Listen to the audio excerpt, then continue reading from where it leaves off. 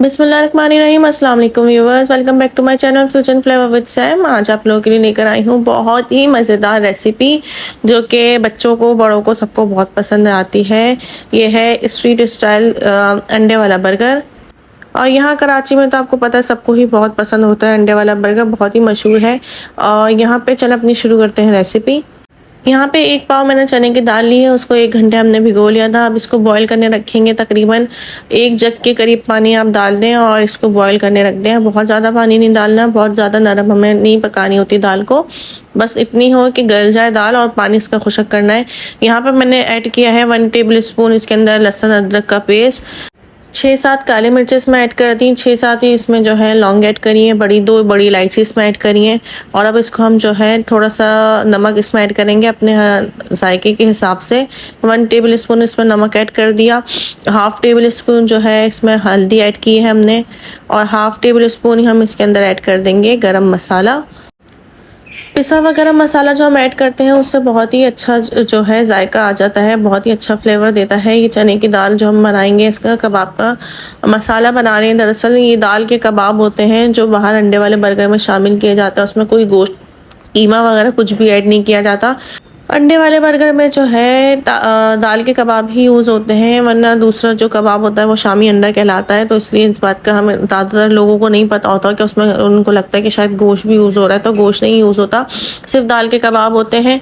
और यहाँ हमारा जो कबाब का मसाला है वो बिल्कुल तैयार हो चुका है। हमने बस इतना ख्याल रखना है कि पानी बिल्कुल भी ना रहे दाल में, और अच्छे से पानी सारा खुशक करके फिर हम इसको चॉप करेंगे, मसाला ऐड करेंगे इसमें। बाकी यहाँ पे हमारी दाल तकरीबन गल चुकी है, तो हम चॉपर में हम दाल ऐड कर रहे हैं। उसके बाद जो सारे मसाले हैं वो भी मैं आपको बताती जाऊंगी कि क्या क्या हमने इसमें ऐड करना है। और बहुत ही मज़ेदार ये कबाब बनते हैं। इसके अंदर हमने थोड़ा सा पुदीना, थोड़ा सा हरा धनिया और 3-4 बड़ी जो है हरी मिर्च हमने इसमें ऐड कर दी है। इसके बाद हमने इसके अंदर ऐड किया है चावल का आटा। आप वो चावल का आटा ना हो तो आप कॉर्नफ्लोर ऐड कर दें, उससे ये होता है कि थोड़ी सी बाइंडिंग अच्छी हो जाती है, नमी बिल्कुल एब्जॉर्ब हो जाती है। और यहाँ हमने लिए हैं 2 अंडे। 2 अंडे को जो है अच्छे से बीट करना है, इतना बीट करना है हमने कि ये फॉर्मी हो जाए। आप हैंड ब्लेंडर से भी कर सकते हैं और जो हैंड बीटर होता है उससे भी कर सकते हैं, उसमें कोई ऐसा मसला नहीं है। बस हैंड बीटर में थोड़ा सा टाइम ज़्यादा लगता है बीट करने में। और यहाँ पे अच्छे से इसको बीट कर लिया अंडों को हमने, बहुत फॉर्मी टेक्सचर में हमें अंडे चाहिए। अब यहाँ पे हम कबाब बनाएंगे।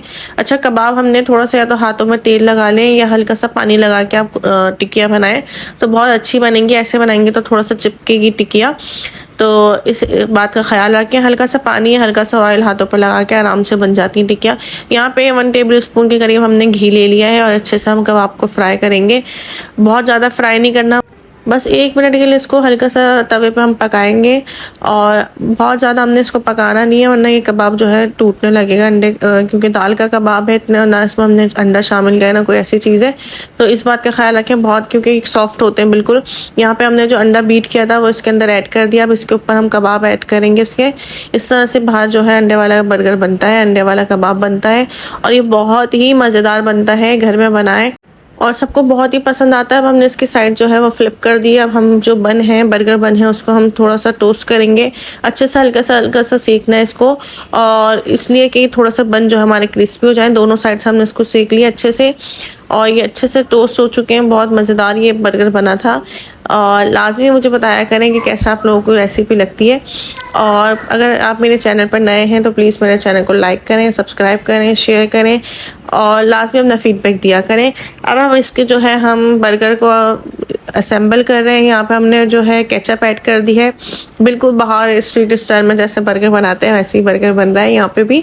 तो लाजमी बताइएगा कि कैसा लगा। यहाँ पे हमने अनियन इसमें ऐड कर दी, प्याज हमने इसमें ऐड कर दी, खीरा ऐड करेंगे, और बहुत ही देखने में तो मज़ेदार लग रहा है, था भी बहुत ही मज़ेदार। लाजमी ट्राई करिएगा और बताइएगा ज़रूर कि कैसा लगा आप लोगों को। और यहाँ पे जो है हम इसके एक साइड पे जो है ग्रीन चटनी ऐड करेंगे। ग्रीन चटनी की रेसिपी जो है मैं अपने चैनल पर शेयर कर चुकी हूँ, तो अगर आपने नहीं देखी तो लाजमी देख लीजिएगा। बहुत ही मज़ेदार ये चटनी बनती है और बिल्कुल बाहर जैसी चटनी बनती है। लाजमी ट्राई करें और लाजमी बताएं। और बहुत ही मज़ेदार बनती है और इतनी जल्दी ख़राब भी नहीं होती, काफ़ी लंबे टाइम तक ये चल जाती है। इसको फ्रीज भी कर सकते हैं और इसी से हम रायता भी इसमें बनाते हैं। आगे मैं आपको दिखाऊंगी कि किस तरह इसको रायता बनाना है। और यहाँ पे हमने जो कबाब हमने बनाया था वो हम इसमें ऐड कर देंगे बर्गर में बन में। और यहाँ पे हमारा जो है बर्गर तैयार है। हल्का सा इसको दोबारा हल्का सा टोस्ट करेंगे और ये हमारा बर्गर जो है अंडे वाला बर्गर, बहुत ही फेमस बर्गर तैयार है और बहुत ही मज़ेदार, देखने में भी मज़ेदार, खाने में भी मज़ेदार। यहाँ पे हम बनाएंगे रायता। रायता जो है हमने वही चटनी इसमें ऐड करी है। चटनी की लाजमी रेसिपी ज़रूर देखिएगा। आधा कप दही में जो है 2 टेबल स्पून हमने इसमें चटनी ऐड कर दी। हमारा रायता जो है मज़ेदार तैयार है, बर्गर भी तैयार है। तो लास्ट में अपना फीडबैक देकर दुआ में बहुत ज़्यादा याद रखिएगा। अल्लाह हाफ़िज़।